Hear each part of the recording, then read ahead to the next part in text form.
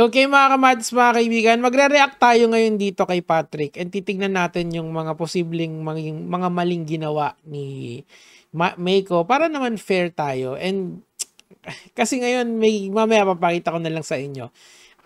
Di ba nakita nyo naman yung title, may Sigbin. Kasi yung Sigbin na yon napaka-significant nun. Okay, pakinggan natin to. Ano po trabaho nyo bukod sa lagi ka po nakasunod kay Madam CEO? Ay, wala. Yun nga yung trabaho ko. Sumunod kay Madam CEO, tsaka alam mo yung nana. Okay, so bago natin anuhin yung joke niya doon, ang akin lang talaga to. Wala ka bang sense of pride? Parang, sana sinabi mo, ako yan, kung ako yung sasagot niya. Sabi mo, ako, partner niya ako. Tumutulong ako sa mga anak ko. Di ba parang ang immature kasi nung banat, di ba? Wala naman masama kung yung breadwinner sa family or yung malaki yung kinikita ay yung babae. Walang masama doon. Actually, maganda nga yun eh. Pero kung wala kang ambag, sana maging mabuting tao na lang or maging mabuting tatay, maging loyal na partner. Ang dami mong pwedeng maging karakter. Pero ang pinili mo ay yung julalay. Like, gets ko yung mga nagtatanggol sa'yo na red pillars eh. Dami kasing red pillars na nagtatanggol sa kanya eh. Pero ang akin lang kasi dito kay Idol ay ay parang wala siyang sense of pride sa sarili niya. Siguro kaya siya ginawa niya yung ginawa niya kasi kita mo sabi bata daw yung yung kasama niya, yung Bea, kung whoever that person is. Pag bata, you can assert your dominance kapag matanda ka na or may edad ka na. Pero hindi ko sinasabi ding minor yun. Ang sinasabi ko lang bata yung edad sa kanya. Okay? Clear lang natin for legal purposes. So, ang pino-point out ko dito, you can be a lot of things sa buhay mo. And the last thing that you should do is maging julalay ng sarili mong asawa. Why can you not say you're a good partner? 'Di ba? Kasi medyo, eto kasi yung deleted na kasi tong video na to. Kanina sobrang viral to eh. Nasa millions na to eh. Siguro tinago niya or na-report. Pero pakikituloy natin. Nahanap niya, just put. Yun yung trabaho ko. Bukod sa partner ko, siya na naman siguro masama, ano? Tsaka na... Walang masama, pero sabihin mo na may inaambag ka doon sa relationship. Parang awa mo na tol, itaas mo ng konti yung bandera ng pagkalalaki para hindi nakakahiya na nanabi. Kasi sinasabihan siya lalo ngayon, 'di ba? Dinurog siya ng asawa niya. Parang lubog talaga eh. Tuloy natin. Nakalimutan niyo yata. Tigapagmana yun. Oh. Paldo-paldo tayo dun. Bakit naman hindi natin susundan? Nandun na tayo, pero more character development sana. Okay? Work smarter, not harder. Hindi mo work yon tol. You were in a relationship. Dapat pinoprotektahan mo yung asawa mo, okay? That's, or yung nagiging mabuting tatay ka. That's the point. Now, ngayon kasi mga kamatis, mga kaibigan, pagka kasi sinearch mo yung salitang Sigbin, ayan, Sigbin lang, wala yung pangalan niya. Ang lalabas na mga pic na mga videos ay siya, 'di ba? Ayan. Siguro a good chunk ng mga lalabas sa search engine ay siya. Now, hindi ko alam yung Sigbin. Alam ko lang it's a kind of Filipino aswang. Siguro mas maganda pakinggan natin tong isang TikToker na to para magets natin kung ano ba yung Sigbin. Okay? Game. Ito ay Sigbin, assistant ng aswang at humihigop ng dugo. Kaya Sigbin. Kasi assistant ng aswang. Assistant ng...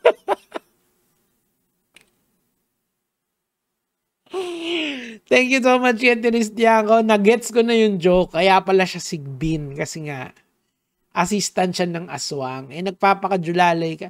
Pare, ako naman, I'm all for raising the bar kapag lalaki ka. Pero, tangina. Mahaba ang kanyang tenga na kayang itong magpalakpak, pabaliktad siya maglakad, meron siyang pangil at pula ang kanyang mata.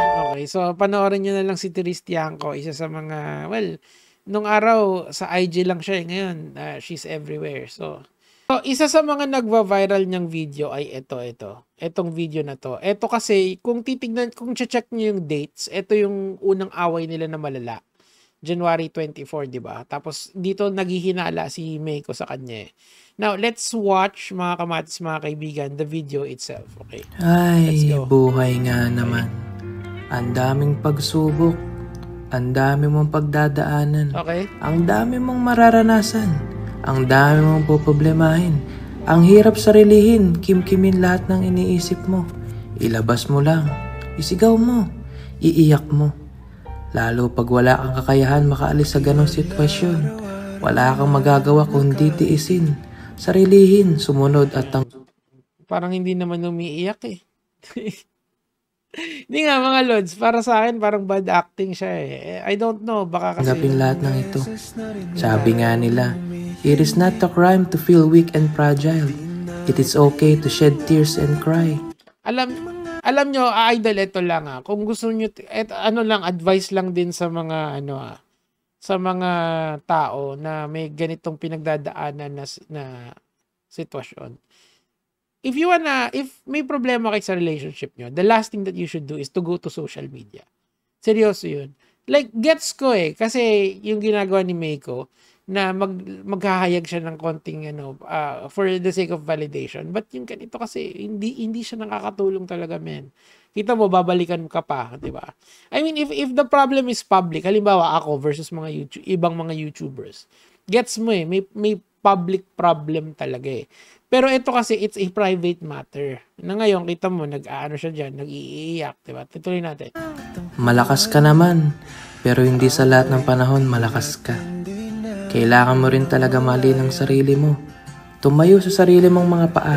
Di ba kasasabi niya lang na alalay siya. Ngayon naman, nag-independent siya. At harapin mo. Kayanin mo ito ng ikaw mag-isa. Sabi nga nila. Hindi, magaling pala umacting. Mali ako. Nice. Galing. Ang buhay ay parang gulong. Minsan nasa ibaba ka, pero dadating yung panahon na ikaw naman ang nasa itaas. Okay, tama na yun. Panoorin nyo na lang sa kanya habang nandito pa. Hindi naman nila yata tatanggalin yan kasi 10 million views Tapos after nyan, eto na yung nagpapatawa na ulit. Hoy, hindi ka pa nagkakaroon, no? Parang ang off no? Kasi dito, drama, tas dito naman. Hoy! It's not a good joke.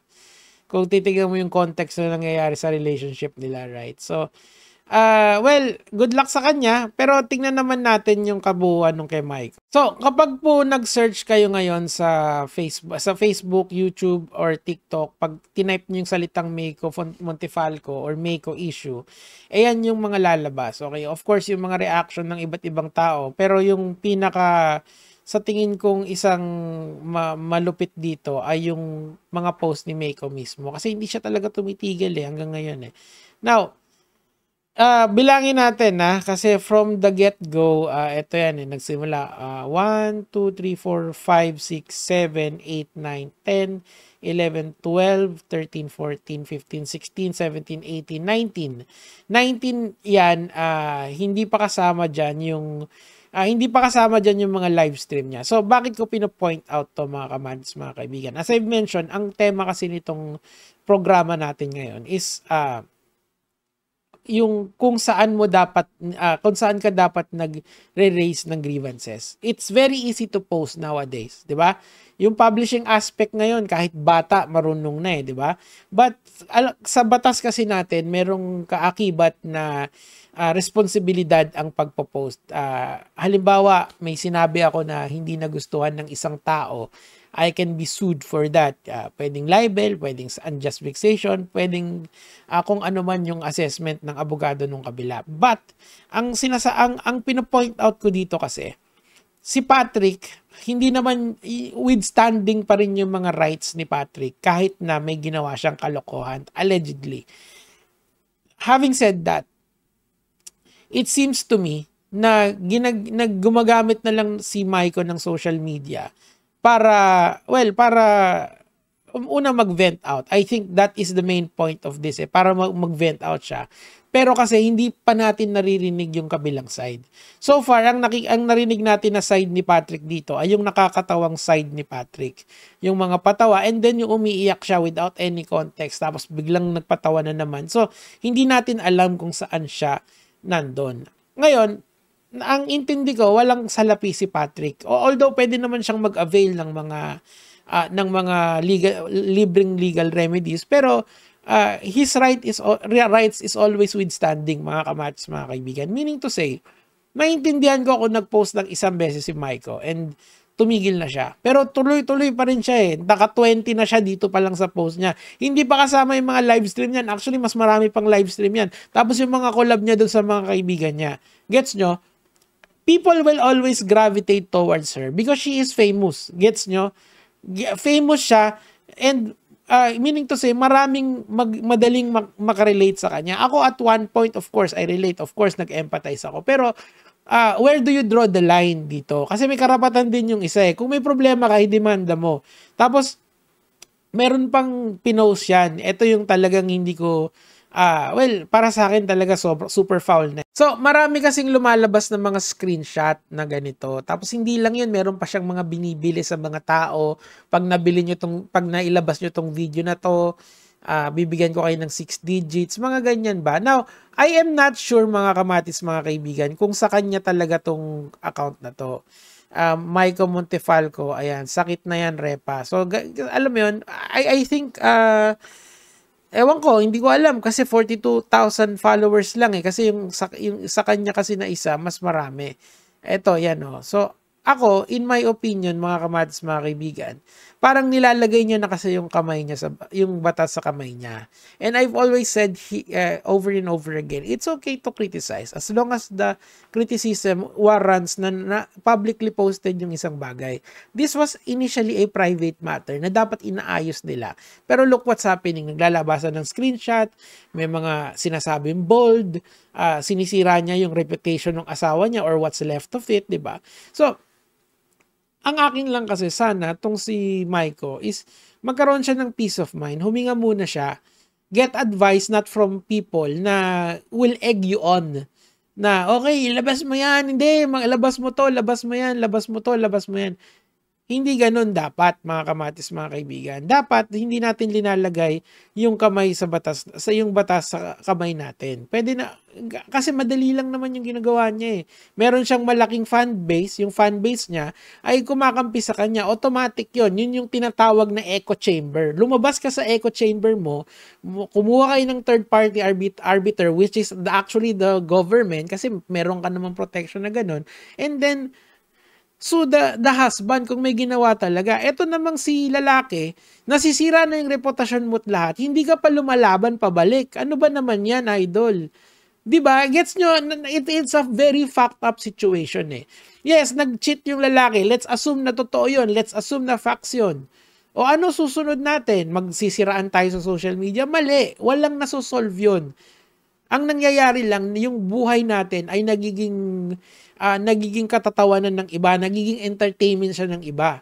Gets nyo? It's so painful to see these influencers ruining each other dito sa social media instead of going to the proper forum. Gets? I've learned my lesson over the years, mga kamatis, mga kaibigan. If you don't see me answering someone or answering this one, that one, kasi I want to finally move on from that kind of this kind of mentality na ginagawa nito mga to. Yeah, it's very easy to post. Very easy to answer. Mas madali yung AdSense, mas mura yun Mas madali yun, mas pepera ka dun But to do proper justice sa atin, and not to use our platform to weaponize it is on a next level of responsibility na dapat every influencer should have. Kita mo, maganda ba yung nangyayari sa kanila? No. Is it entertaining? Maybe. Pero ako at this point in time, I find it pathetic. Parehas sila. Ayokong kumampi Yes, I empathize with the girl kasi mali yung nangyari sa kanya. Her rights is always withstanding. Pero si lalaki din, may rights din siyang withstanding. Ang problema, wala Nagsisiraan sila dito sa social media and people think this is funny. It's not. It's pathetic, mga kamatis, mga kaibigan. Yan lang naman yung sa akin for today, mga lod.